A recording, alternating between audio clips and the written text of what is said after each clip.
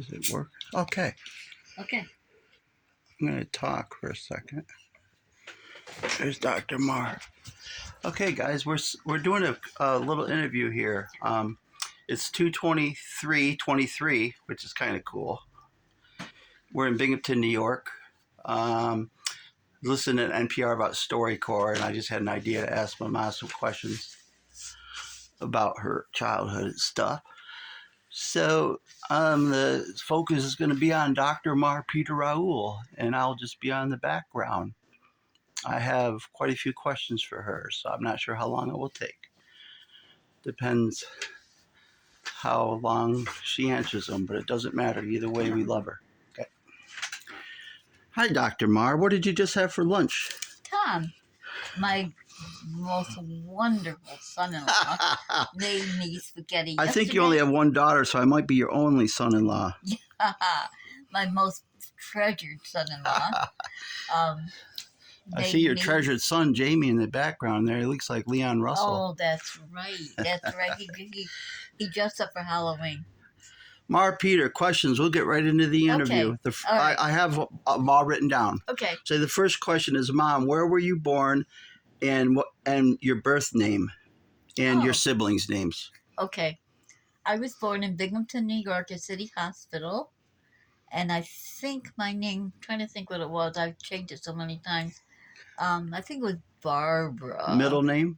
Lucille. After Lucille Turner. Ball? No, after my grandmother, who was Lucille.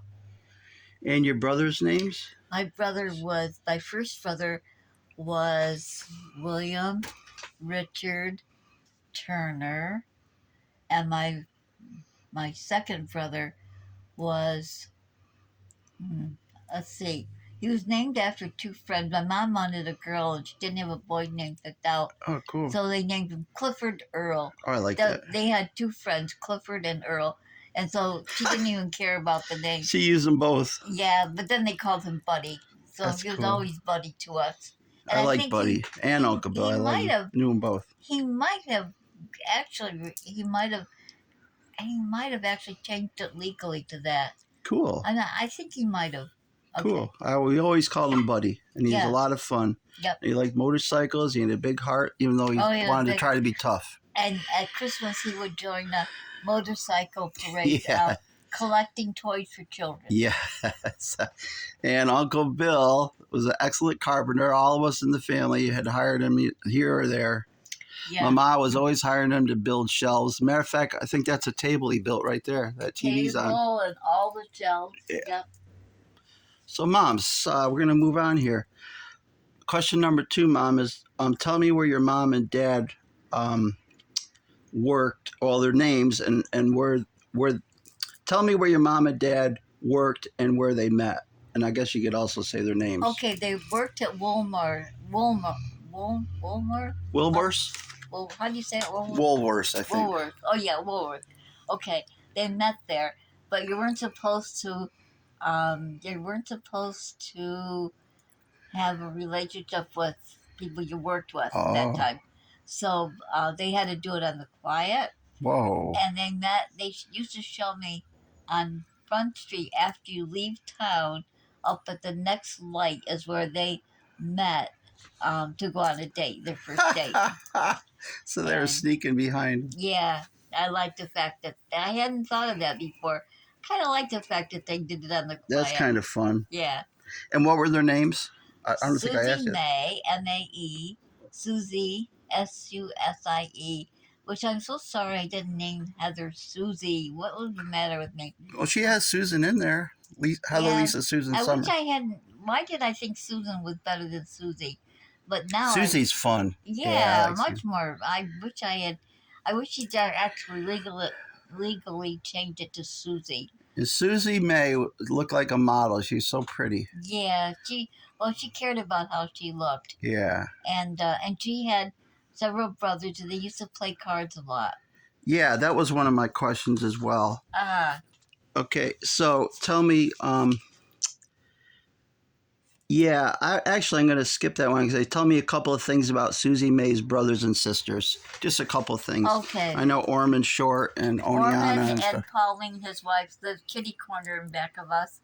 and Off of Banks Ave? yeah, well, no, we lived on Front Street, Okay. and 913 Front Street, and they built their house there, Cool. and they were really, and we had lots of picnics and ate together a lot, and our backyards kind of were kitty corner to each other. Cool. Yeah, they were really close. One of my favorite people in the world was my mother's brother named Lester. Cool. Lester, he was just the kindest, best person. And they had a problem with spleens in the family. And my mom had her spleen out. And when my uncle Lester had his spleen out, they pronounced him dead. Oh, I mean, he died. no. But then he said he felt like the two angels came, one on each side of him, to take him to heaven. And he remembers thinking how, imagine this old farm boy, because he didn't think of himself as important anyway at all. And he thought the angels, God sent angels to take this old farm boy to heaven. So Cool. yeah, he had that experience. And Lester were they carpenters, or they some worked on the No, but railroad? Some worked on the railroad. Maybe Lester worked on the railroad too. I'm not sure, but they adopted their first boy. They couldn't seem to have any children, so they adopted him. But then after that, they had several children. Cool. After that, they Cool. were really kind. His wife's name was Polly, and she was very heavy. That's awesome. Okay, and the next question kind of relates to that a little bit. Did you ever ride on the train with Dada, who is your dad, William Turner? I did. My dad took me to work And with tell him us about his job on the railroad. Okay, he was a fireman on the railroad, pushing in fire, coal into the fire. And then he became an engineer, which meant that he rode while somebody else did the fire. Okay. And yeah, he took me on a run one time to Mechanicsville. And cool. I like that. Which is quite a ride, way down in PA. Yeah. That's quite a ride. I loved it. Okay, awesome. We're doing great. We're moving on here. Okay. Tell me when you started playing the piano. When I was 7 years old, we went to church. I think it's the First Baptist Church in Binghamton. Okay. And there were two women that they alternated playing the piano, and I kind of fell in love with them. They were my first crushes. Cool. Oh, they were men? No, they were women. Oh, okay. But they played the piano. Okay. And that's what attracted me. Cool. And wow, that's fairly young, 7 years old. Yeah. And I'm going to ask you later about teaching piano, but we're not up to that one yet. Okay. So that's cool. Tell me, you told me once about experience of you riding down south with your parents. So tell me of your experience riding down south with your parents and seeing white and black bathrooms. I think that was your first experience with that. Right. They took me around and showed me. And you said you thought something one time, or you were thinking something when you saw that, but. Oh, was it the green benches? Yeah. Tell me that story. Okay. Well, they showed me see, I was 15 at that time, so that was 1951. Okay. Before the Civil Rights Movement. So they showed me where it would say colored for colored water fountains and colored waiting rooms. And interesting. There was definitely Jim Crow. It was called Jim Crow for some reason. Yeah. And I can't remember what it was now. Because they stopped slavery after the Civil War, but they didn't really stop it because they had all these laws that really kept them still enslaved. Right. Basically, yeah. Right. They basically weren't really free to live like their lives. So, but I remember feeling that wasn't fair. Not at all. But you want to hear the one where they showed me the... Yes, I do. That was an important one. Okay. I think that's what I was thinking about. They showed me over in the town, there would be, I don't remember what the other color, there were green benches and then maybe black benches, I'm not sure. And anyway, only colored people could sit on the green benches, but white people could sit wherever they wanted to. Oh, interesting. So, but anyway, I remember thinking, I am going to sit on that green bench. That's what it was. Yeah. That's awesome.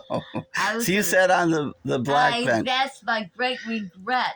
I thought you did. I thought I said to myself, I'm going to sit on that green bench. Oh my gosh. But I thought, did people ever do that? I mean, is that something you could do? So that was your first experience with, kind of protest type mentality. But I failed it because I didn't actually sit on the bench. But I always. But you didn't fail it later in life because you influenced a lot of people to sit on the bench, sort of. Okay, the next question is going to be going to you and John Larnard. Okay. When did you get married? Let's see. I don't know how old I was. I think you're around 20-ish, weren't you? 20, something like that. Yeah. Cool. We met at a roller skating rink. Oh, fun. And how many kids did you have? I had 5. And what are their beautiful names? Jody, Jamie, Jory, Heather, and Tam. And can you tell us real quickly how you picked out each of their names, like really quick? Jody came from the yearling. Most Cool. of them came from folks. Jamie was a boy on the story I was reading of a boy who visited a plantation, and he was a little bit naughty, and his name was Jamie. That sounds like Jamie. I know it. And then Jory Pierre? Jory was from Heidi. Her good friend was Peter or cool. Pierre, and that was where Jory came from. Heather came from a book, Sons and Lovers by D.H. Lawrence. Cool. And Tam was from an Irish poem. Timothy Camelot. And the Camelot? The Camelot was just Camelot. You know? Yeah. And then Laurier was from Little Women. Cool. Man, I hope I'm not overwhelming you with all these questions. You're fine. Tell us about you teaching piano when your kids were young, because I know you made money doing that. While John was an engineer at IBM. I started when I was in high school. Whoa! See, I didn't know that. And I went around to people's houses. They would hire me to come to their house and give their kids piano lessons. So I did that for a while. So you earned some spending money. Huh? You were earning some spending money. Oh, yeah. Probably when a hamburger was a nickel and a soda was a penny. I don't know. I'm just messing. Probably. But anyway, when I was in high school, I did that. But then when I graduated from high school, the next day I went and got a studio at cool. Dickinson's. You're kidding me, that early? Yep. How could you afford it? Well, it wasn't that much, really. And then I would have my pupils come there for their lessons. Interesting. Yeah. Because Heather told me about that. So you had that studio for years. Yeah, I did. Well, the thing is, I also went into the library, and as I walked in, there was a stand, and there were these flyers that said, "For the college bound." And I never thought about going to college because that wasn't in my family at all. So, but I took one of the flyers that listed all these books to read if you were going to go to college. So I started right at the top. Wow. Brothers Karamazov, and I just started reading all and the way you read them this, all the way through. to Les Miserables. Wow. And then by the time it was like 1,300 pages, by the time I got to the last one, it had fallen off. The last page had fallen off, so I had to go to the library. Your will, strong will, and energy and perseverance. Wow. I like that's just from up above. Heather always told me about your activities at Roberson and stuff. So the next question is, tell us about your activities at Roberson and your mission out at Vestal Griffin Hill Road. Okay.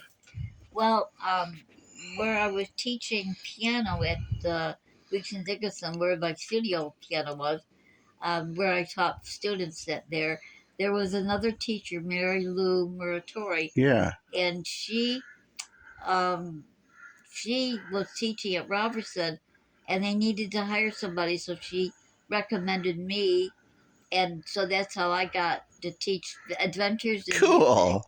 For that's awesome. 5-year-olds. Oh my God. Yeah. How did you do that? I don't know. I was trying to sit at the piano with Peter. Peter's only not even 2 months old today. Oh, I want to hear about that. But yeah, he's just singing. Oh, that. But wow, that must have been a handful. It was fun. 3 to 5. Yeah. Holy cow. For an hour, yeah. That was great. I'll try to pick up my pace on the questions. Okay. When did you decide to go to Bible school, Bible college, and then university? Oh, I forgot about that. There was one semester I was taking a course at Bible school, a course at SUNY, and a course at Cornell. Whoa! Yeah, you did a lot of driving. I know. I had 3 courses at Cornell.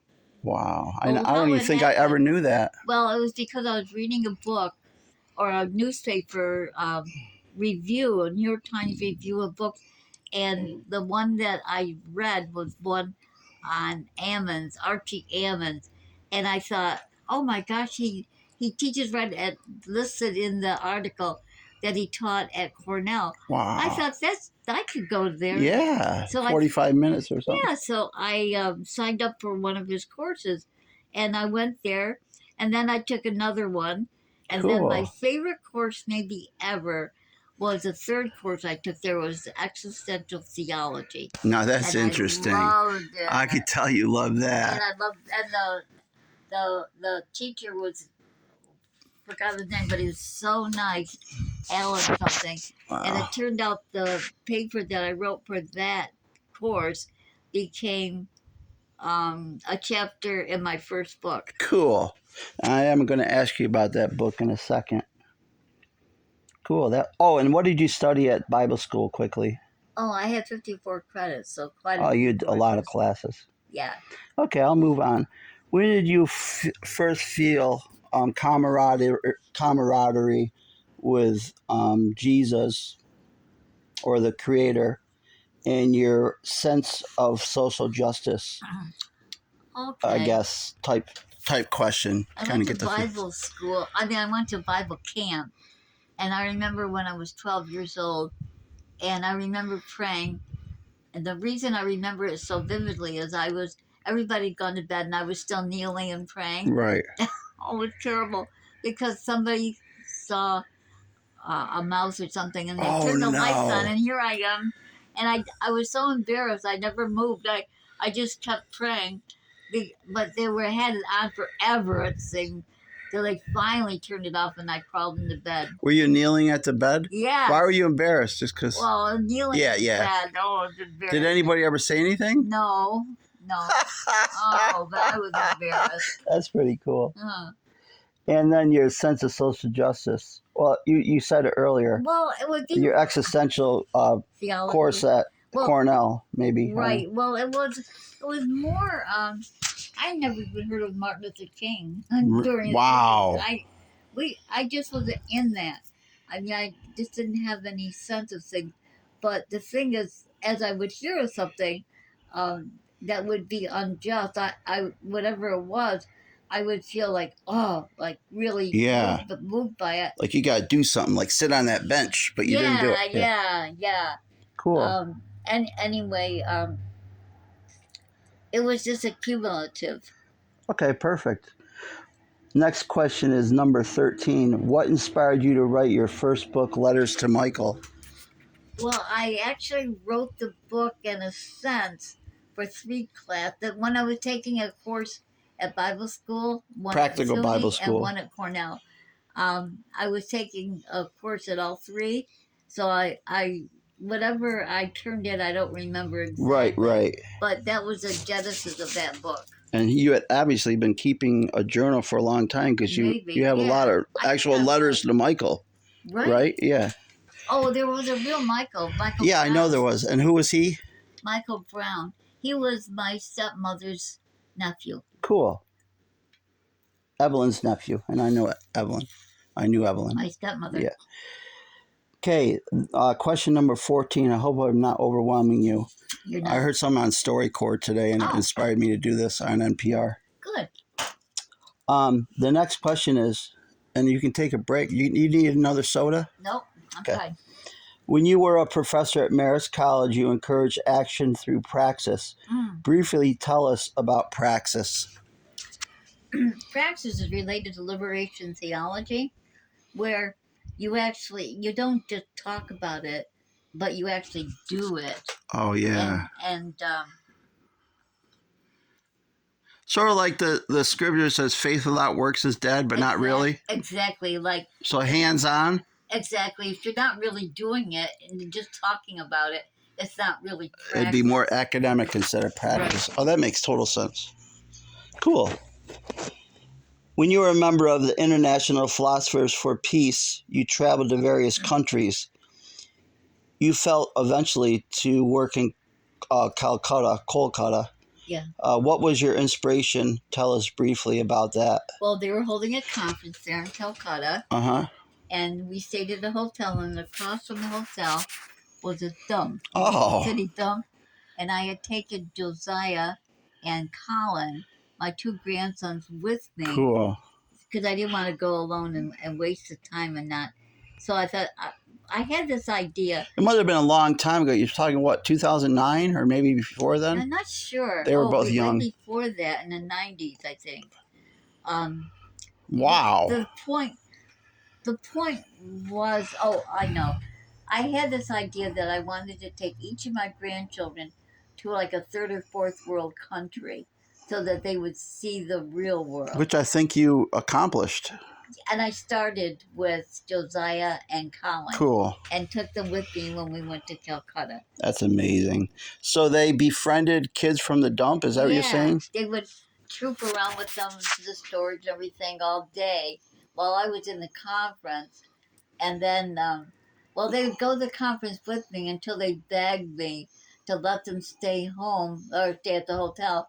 And so I did. And they trooped around with the kids from the dump all day.